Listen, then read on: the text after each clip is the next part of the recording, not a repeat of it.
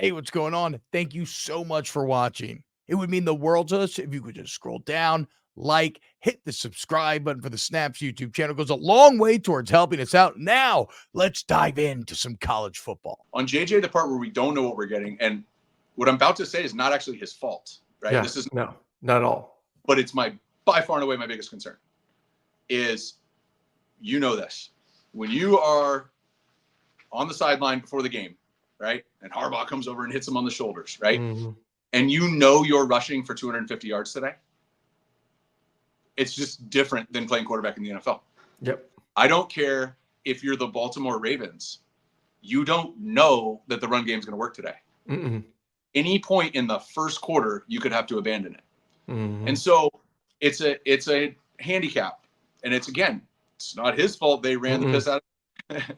And he's got a couple great backs and a great scheme and great design. And I'm sure he was making all sorts of checks to get them in a better run play. He was contributing to that. His threat as a runner contributes to that.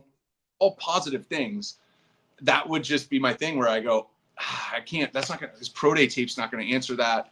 Yeah. The interview process isn't going to answer that. So that's where the risk is. And he's not the first guy that we've set out where they've had an unbelievable running game.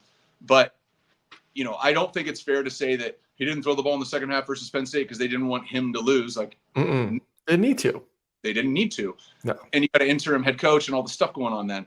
So it's not an indictment on him, but if I'm as an evaluator, as a GM betting my job on it, that's the one where there's risk associated with that termination.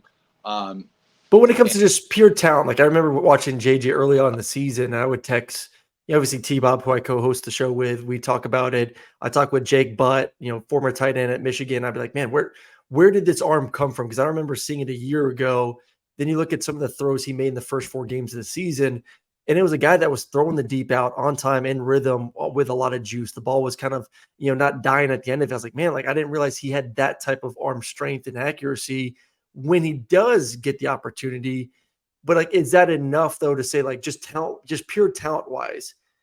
Is he a first round talent? Take away the mental, not being asked to do a lot, but just purely drop back, throwing it, arm strength, athleticism.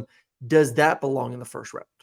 Yeah, I think he can absolutely spin it. His type of mobility. He gets to full speed quickly. Not everybody who's fast and runs a fast 40 gets to full speed.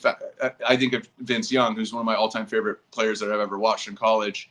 I think it was because he didn't get to full speed as quickly, it didn't translate. Those big runs didn't translate the change of direction, where I think JJ's does. From a velocity, he can spin it.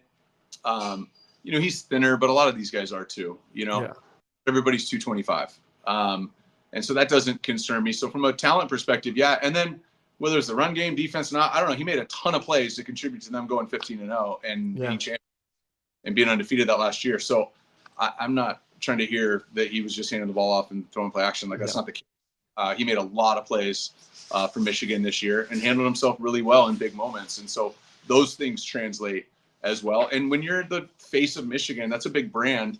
So some of the questions that you get of a smaller school guy, can he handle the spotlight? You don't have those questions with JJ because that he's been a model citizen on and off the field and fantastic with the media, fantastic with the fans. And so there's less questions, but unfortunately the big question of what's it like when we can't rush today? Yeah. Can you just drop back and beat them? And I think he can, but it's just a question that teams need to ask. Yeah, they need to figure that out.